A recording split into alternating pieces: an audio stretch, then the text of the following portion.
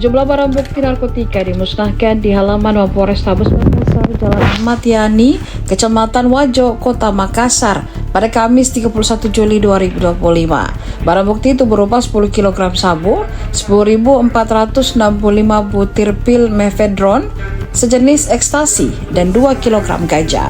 Barang haram itu merupakan hasil pengungkapan Satres Narkoba Polrestabes Makassar yang dipimpin Kasat AKBP Lulik Febriantara pada operasi Antik Lipu Juni lalu. Pemusnahan diawali dengan pengecekan barang bukti oleh personel bidang laboratorium forensik atau Lafor Polda Sulsel.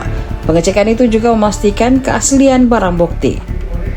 Setelah keaslian dipastikan melalui pemeriksaan uji lab, barang bukti pun dibawa ke mobil insinerator BNNP Sulsel. Pemusnahan diawali oleh Kapolrestabes Makassar Kombes Pol Arya Perdana dengan memasukkan barang bukti ke mesin pembakaran.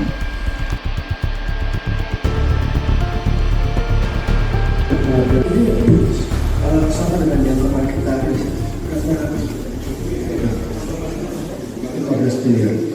untuk narkotika sendiri ini nilainya sebanyak kurang lebih 16 miliar rupiah.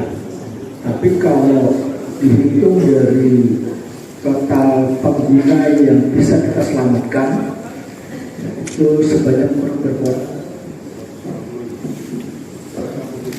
160.000 orang. 160.000 orang.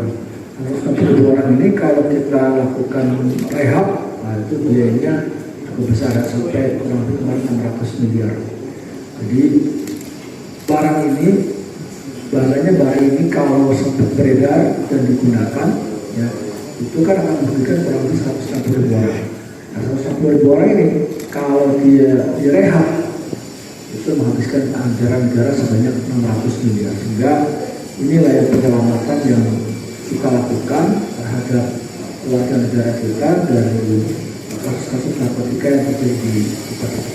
Jadi 5 orang tersangka ini yang barang bukti yang sebanyak ini. Tapi dari luar ya, sabu itu kan nggak diproduksi di sini, jadi dari negara Cina masuk ke Malaysia masuk ke Indonesia, gitu ya. Lalu kita ungkap di sini, jaringannya sudah jaringan internasional. Download Tribun X sekarang, menghadirkan lokal menjadi Indonesia.